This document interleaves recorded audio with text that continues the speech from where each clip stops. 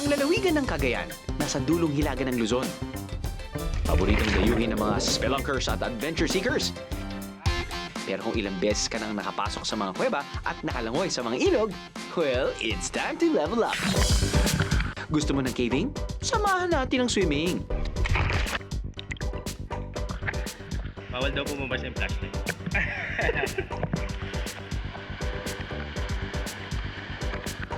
Apparently this is a cave system. It's not a very simple cave system. I think you can go as far as 3.5 kilometers. Difficulty level, kayang-kaya sa mga beginners. Gusto mong magtampisaw sa ilog? Medyo pahirapin naman natin. Multi-tier. Pag nakita mo, uy, pwedeng lang ngayon top. Sige, langoy!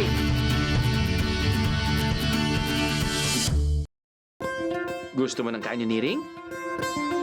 Let's slow it down naman. Uy, mas saktong adventure lang eh. Medyo chillax lang po. Lahat din ang matitikman natin, lagyan ng kakaibang twist. Solid siya. Pwede. Hopya na may bawang?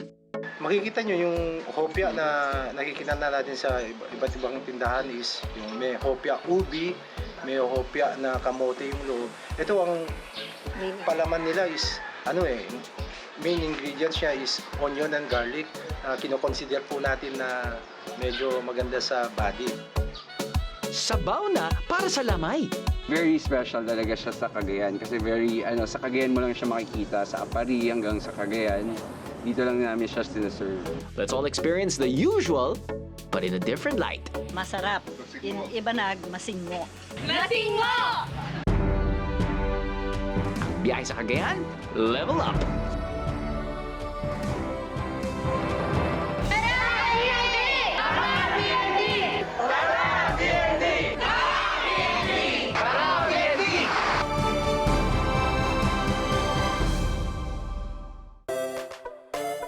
Sa lalawigan ng Cagayan, dumaraan ang pinakamahabang ilog sa Pilipinas, ang Cagayan River. Katunayan, nagmula ang salitang Cagayan sa mga sinaunang salita para sa ilog, tulad ng Kayan, Karayan, at Kalayan. Ang tubig ng Cagayan River nagmumula sa iba't ibang maliliit na ilog, sapa at bukal sa iba't ibang sulok ng mga probinsya at bayang nakapalibot dito. Pero hindi lang tayo magtatampisaw sa ilog. Level up tayo! River trekking na to!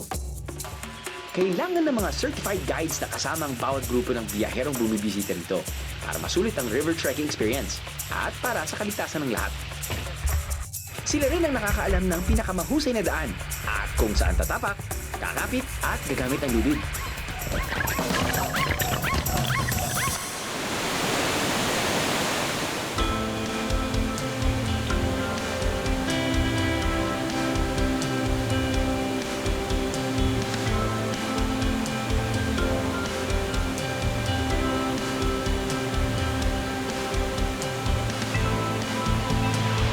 Tinawag nilang green blue water dahil actually malapit na kasi blue water. In a sense, malinis talaga siya. Malinaw. Meron palang 20 cascading blue waterfalls and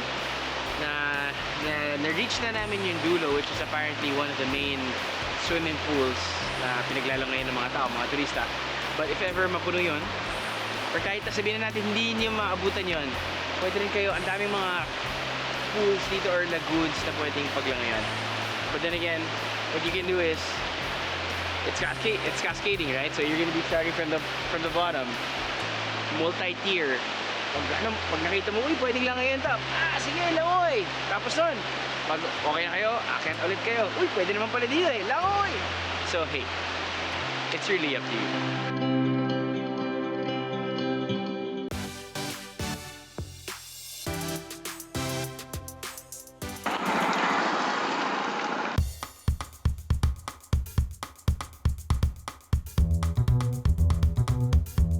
Dahil level up ang episode natin ngayon, level up din natin ang sahog ng ating classic dishes. Ako ay talagang sabik na ako talagang tikman tong lauya na gamit ay native pork. Pero gusto ko muna mag-soup. Estofado, paksiw na tilapia, crispy dinuguan, dinengdeng. But, ang medyo interesting at bago sa aking paningin ay ang klaseng na gulay na ginamit dito. Ang tawag dito ay uod. Hindi lang, wala. Mukha lang siyang uod. Alokun. Now, ang alokun galing sa planetang Mars. Just kidding. Sabihin na ng nanay ko, don't play with your food. Da, da, da. Alright. Season na siya at Feb and March talagang marami. May na ngayon, so konti na lang siya. Which means, mahal na ito. 700 pesos per kilo.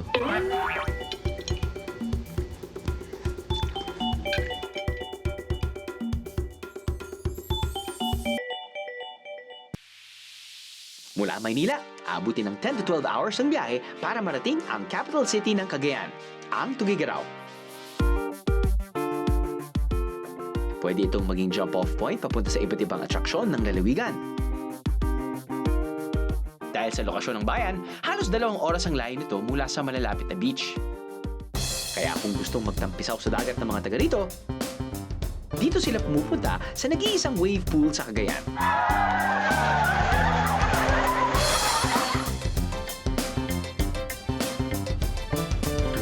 Nasa gitna po kasi ang Tugigaraw, so yung mga ibang tao hindi nakaka-afford na pupunta ng malayo. Kami po lang yung may wave pool dito sa Region 2. Ang resort po natin, sir, wala po tayong overnight, pero sa hotel po, yun po ang 24 oras po natin, sir.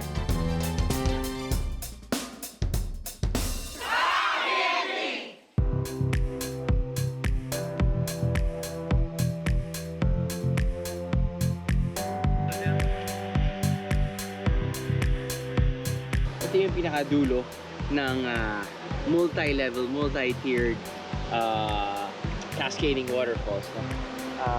Sa dulo kasi may cave kung saan, if ever, there's also an option, pwede kayo pumasok sa loob, which is 200 meters deep. And then, lo and behold, ay tinatawag silang Olympic pool, which is 50 meters wide.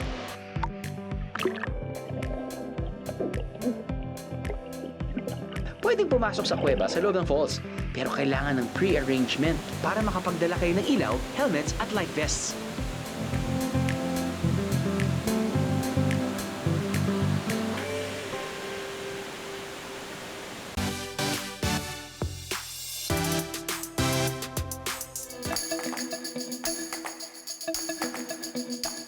Kapag sinabing Cagayan, isa sa mga unang pumapasok sa trip ng mga biyahero ay ang mga kuweba. Dito kasi matatagpuan ang Calao Caves, kung saan natagpuan ang mga piraso ng buto ng sinaunang tao o Homo luzonensis. Ayon sa UNESCO World Heritage Convention, isa sa richest archaeological sites ang lalawigan ng Cagayan dahil sa mga nadidiscovering artifact dito na may edad na 100,000 taon na.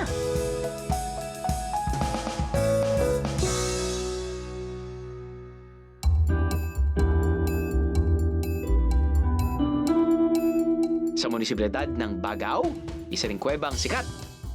Hindi dahil sa archaeological findings, kundi dahil sa loob nito. May isang underground river na pwedeng languyin. Ang Duba Cave.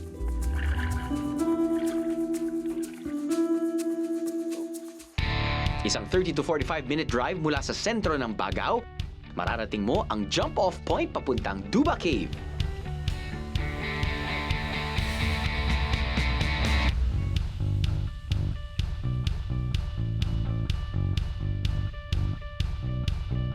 Isa itong ilog na pwede ring maligo ang mga tao.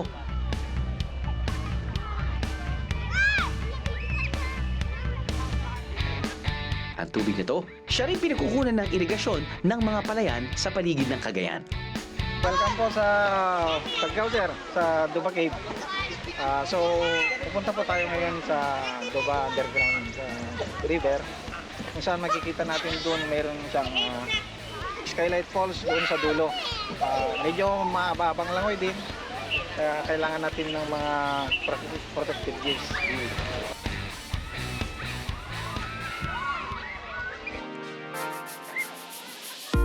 Tatawid muna sa ilog bago marating ang bunganga ng Duba Cave. Pero kung mas adventurous ka, pwede mo rin itong languyin.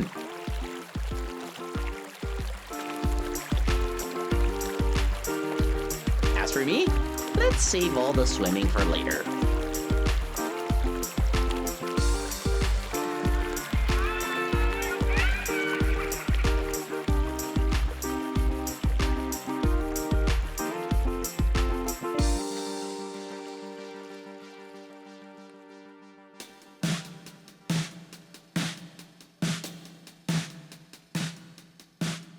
Cave swimming essentials. Life vest, check. Hard hat, check. Headlamp, check. Time check.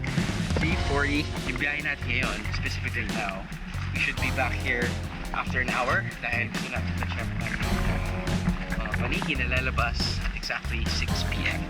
Now, but for other mga biyeros naman, this can actually lead to a longer cave if you want.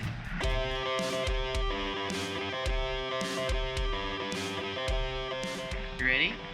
Okay.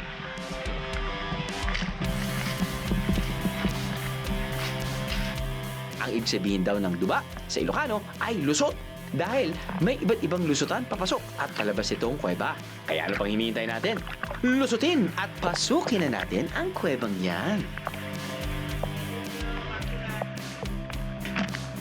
Umpisa pa lang, sabak na agad sa languyan mga biyahero. At dahil may mga life vest tayo, easy-easy lang to.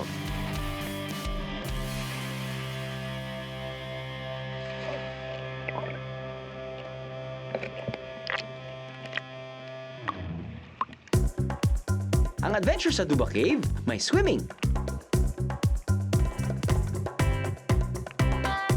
rock climbing,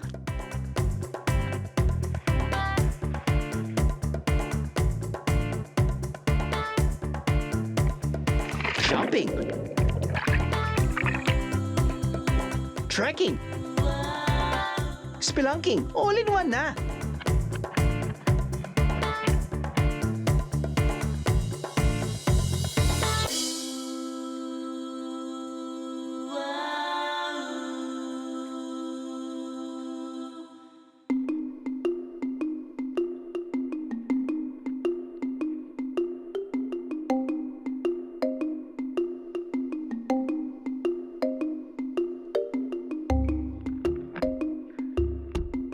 Biyahero tip!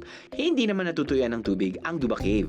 Kaya itapat ang inyong pagbisita sa summer season kung kailan mas mababa ang water level at mas marami kayong malalakaran bilang pahinga sa nakakapagod na languyan.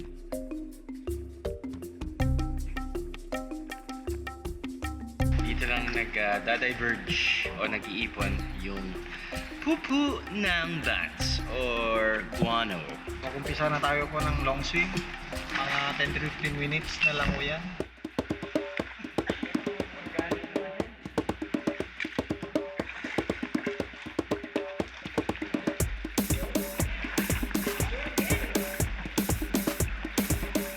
Malamig ang tubig mula sa kuweba.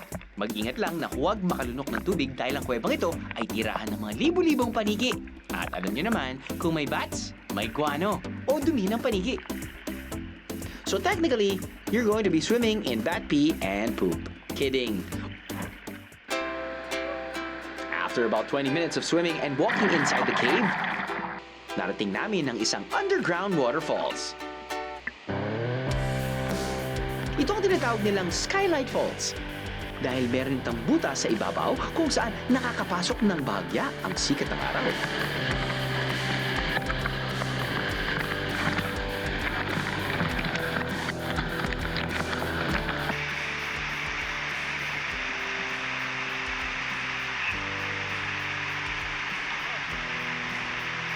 After like a 5-minute swim, ito yung sasalubong sa inyo. It's like an opening from the ceiling. Alam mo, from afar pa lang dahil from total darkness. Well, of course, we have lights from our lamp. But makikita mo from afar na parang, uy! There's a light at the end of the tunnel! Meron nga. From the mouth of the cave, kung saan tayo pumasok, which was 30 minutes ago, dumaan tayo sa may tubig. Actually, nag-swim tayo for about 5 minutes Sabi ni Kuya, it's probably around 100 to 150 meters. Kapag medyo mataas daw yung tubig, it can reach to 200 to 150 meters. I guess it depends on the water. Now, we are at our turnaround point. Not a bad view. You know, after a 30-minute trek. Apparently, this is a cave system. It's not a very simple cave system. I think you can go as far as 3.5 kilometers, which they haven't, or the local government peeps haven't explored yet. I think they've gone through as of like a whole day of exploring, but they know that there's still more. But yeah, difficulty level, kayang-kaya sa mga beginners. Kung hindi kayo marunong lumungoy, no problem dahil may vest. Kung hindi kayo kalbo at walang ilaw magre-reflect sa inyong ulo, no problem dahil meron din tayong lamps. Syempre, bago kayo pumunta dito, kung wala kayong alam sa canyoneering or trekking, okay lang dahil nandiyan din naman sila kuya from the local government agencies na tutulong sa inyo. Yeah, if you want to explore some more, go. If you also want to witness the natural spectacle of bats releasing from the caves at 6 p.m., then you can do also our route na 30 minutes in, 30 minutes back out. Alright? So we go back.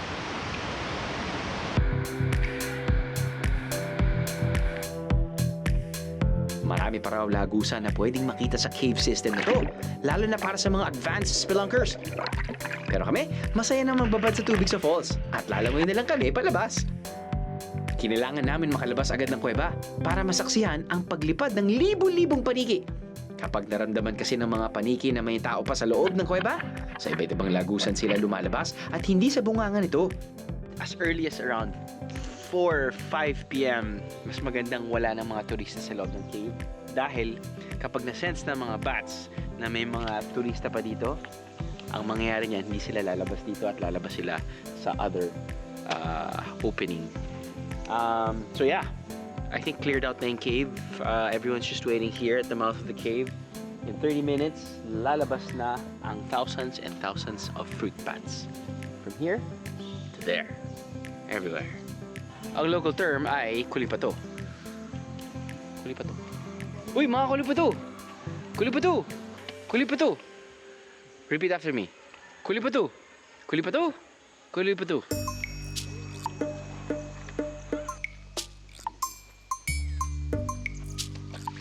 Medyo matagal-tagal na hintayan pa lang magaganap dahil kailangan pang dumilim ang paligid bago lumabas ang mga paniki. Kaya magbaon ng pasensya at merienda kung meron kayo.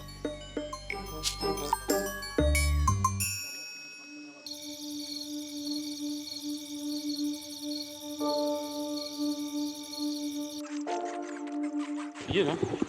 Grabe.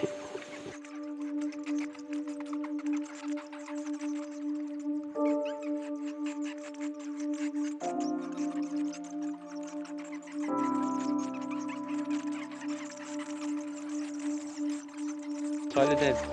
Okay din kasi pag medyo mababa yung lipad nila as compared to yung mga na-experience natin before na medyo mataas. And I remember nung pumunta tayo sa Zamboanga, Sibugay, yung mga flying foxes naman, iba rin naman yun. Eto, maliliit pero mabilis.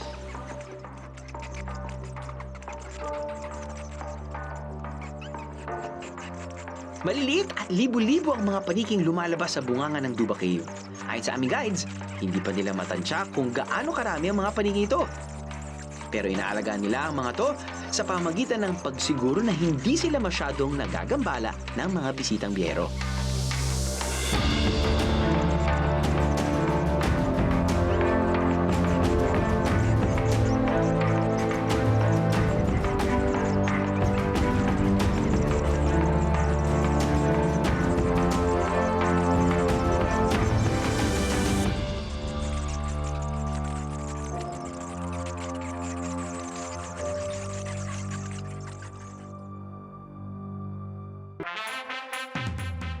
Sa Tugigaraw din matitikman ng ilang tradisyonal na lutong ibanag tulad ng sinanta.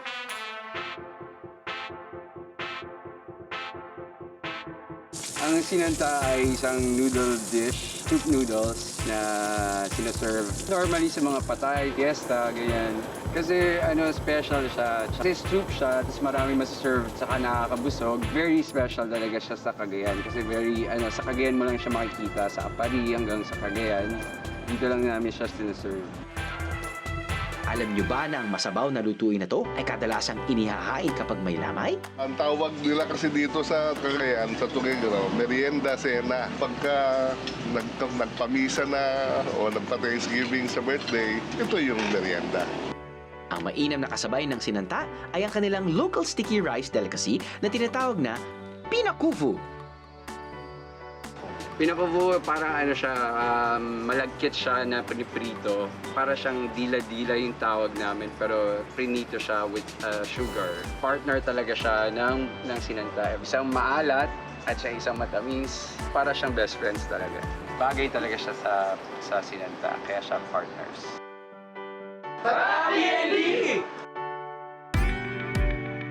Kung mas mabigat sa tiyan pa ang hanap nyo, sa mga highway at gilid ng kalsada, makakahanap ng mga kainan na naghahain ng mga lutong gumagamit ng karne ng kalabaw. For lunch, level up tayo. Hindi lang karne ng kalabaw, isama na natin ang laman loob at mga paa nito. Ito ang Cagayanon dishes na mondongo at sikag. Ano po ba yung lulutuin natin ngayon, ma'am? Ang lulutuin po natin ngayon, surgery, is mondongo na Mondongo? Kalabaw. Kalabaw. Opo. Kapag sinabi niyo pong mondongo, isa po itong Parang mas nalalapit po siya sa kalyos po. Parang kalyos tripe. po. Okay. Nga lang po, lamang loob siya ng kalabaw. Kalabaw. Opo. Ito po yung tuwan niya.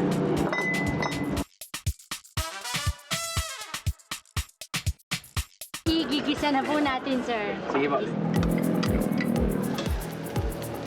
Ay, Okay lang. Halo po muna natin. Paminta, seasoning, asin, saka sugar.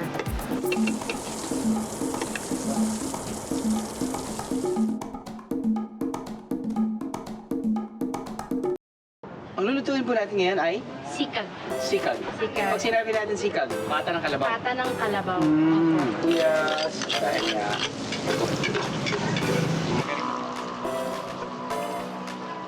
Antay tayo ilang minutes, ma'am? Sa pressure po, either 45 to 1 hour. Depende po sa laki ng pata, sir, ng kalabaw.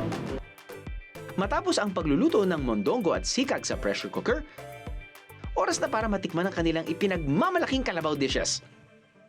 Fight fire with fire. Anayin naman na natin ito. Mainit dito sa Tugigaraw. Mainit. Mas mainit pa ito sa sabaw na ito. Mainitin pa natin ang ating katawan. Ayun. Uy, actually, it's pretty good soup. Very flavorful. At may sipa. May sipa siya.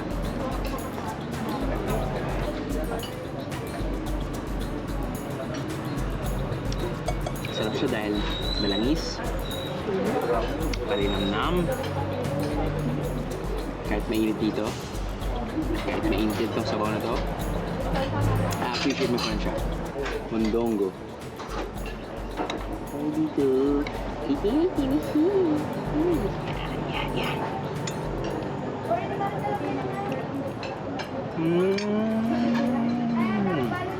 Dahil tomato based siya, very similar siya sa shadow. So ano siya? Pwede. As you know, viajeros, sa totoo lang, hindi ako kumakain ng laman loob.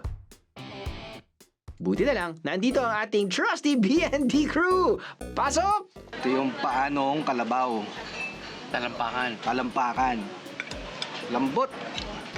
Malambot nga, no?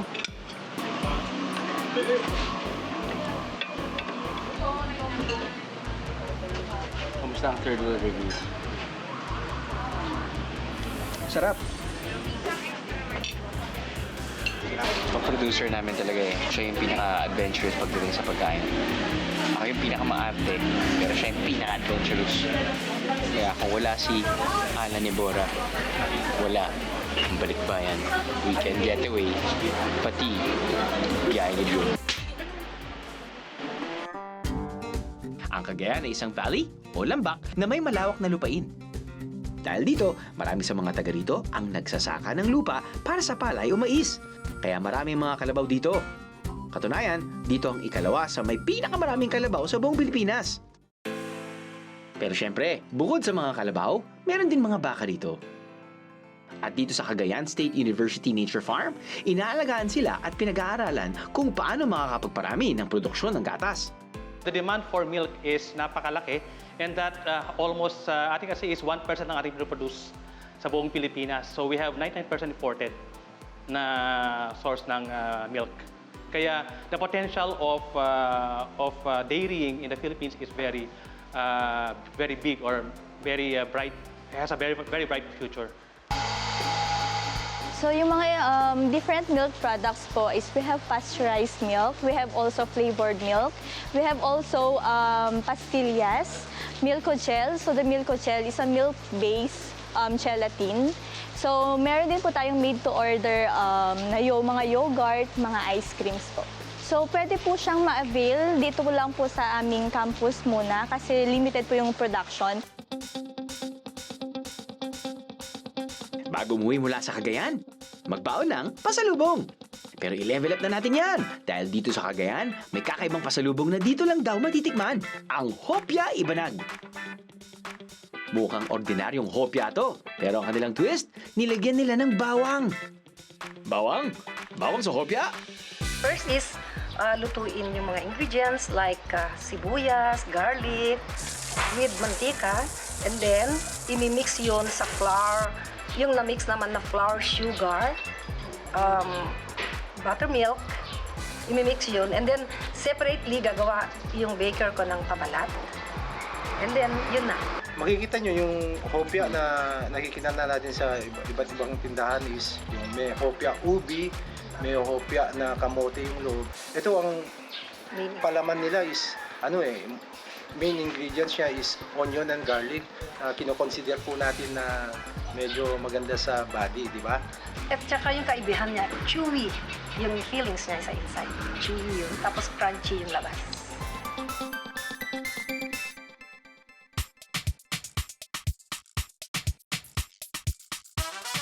Kung medyo extreme naman ang bawang para sa inyo, let's try something a bit more sweet and traditional. Sa munisipalidad ng Piat, matitikman naman ang kanilang specialty na kung tawagin ay pawa.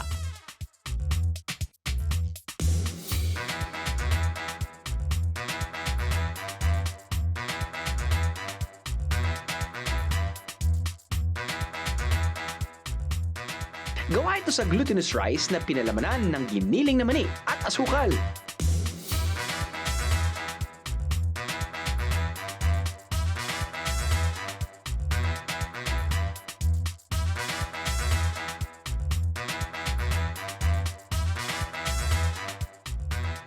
Classic, fragrant, simple, pawa.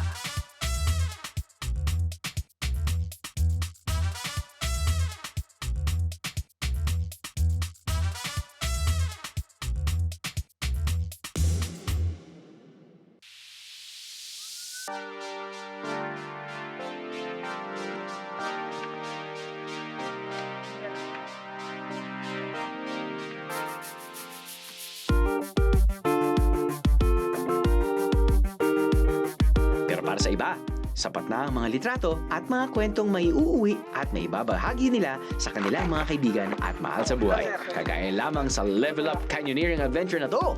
Halos karugtong ng Blue Waterfalls ang river trekking ang Lipit Canyon. Kung ang nasa isip nyo ay talunan at languyan na naman dahil nabanggit ko ang salitang canyon, ibahin nyo to, man! Dahil relax at chill naman ang vibe dito. Canyoneering, sakay ng balsa. So ito yung Lipit Canyon, sir. At makikita natin ito yung parang kuweba siya na walang ceiling. At yung makikita mo sa loob ng kuweba, nakikita mo rin dito may mga stalactites, stalagmites din dyan. Ito yung pinaka-side trip ng mga nagpupunta dyan sa Blue Water Cave. Pag uwi na sila, dumaraan sila rito. Dahil ito po'y mas saktong adventure lang eh. Opo. Medyo chillax lang po. Oo.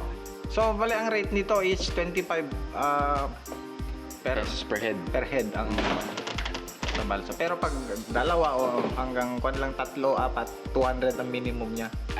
Sa isang balsa. Oo, capacity.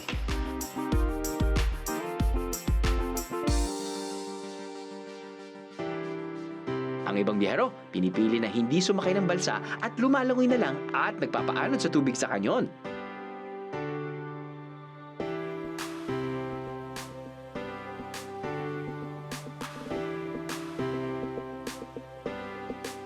Sa dulo ng ruta para sa balsa, may isang lugar kung saan pwedeng lumangoy ang mga bisita.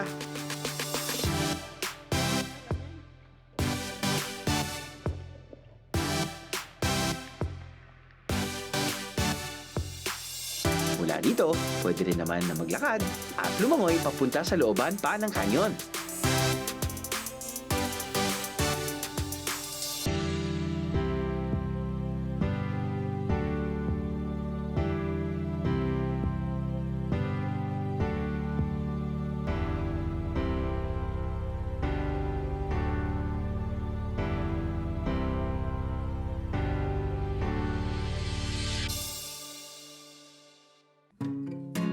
Pero kung gusto nyo naman na pasalubong ay yung tipong hindi napapanis at hindi nauubos, sugod na sa munisipalidad ng Igig. Dahil dito lamang matatagpuan ang mga pagawaan ng paso, banga, bricks at iba pa sa buong lalawigan. Gawa ng kamay ito. Kamay lang. Wala kaming makina dito. Mano-mano lang. Yung pinagkukuhanan po ng clay, malapit lang, yun po yung pinakamalapit dito sa Barangay Atulu. Kaya po sila po yung may chance na gumawa po simula noon. Sa hanggang ngayon po, doon pa rin po siya kinukuha. Noong araw, noong kabataan ko, pagkukunan niya, hirap gawin ditong ganito. O minsan, pagka ganito na, naluto na, binabiyahe namin sa ibang lugar. Pinapalit ng bigas, kung ano, manok. Basta ko, pwede rin benta namin ng pera. Parang barter ang labas. Ganun ang naman dito nung araw. Kahit nung araw, dito lang sa barangay namin Natulo, sa buong Cagayan, dito lang ang gawain ng mga paso, banga, kalan. Pati ang kanilang pagluluto ng mga to, gumagamit ng traditional na open fire. Kadalasang nag-iipon daw sila ng 100 paso at banga bago magpasindi ng malaking apoy. Pero para sa mga bumibisita, nagsisindi sila ng maliliit na apoy para maipakita kung paano ito ginagawa.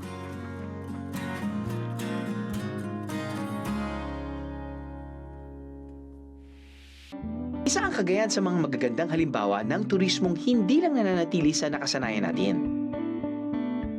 Akalain niyong may bago rin tayong nalalaman sa mga lumang napupuntahan?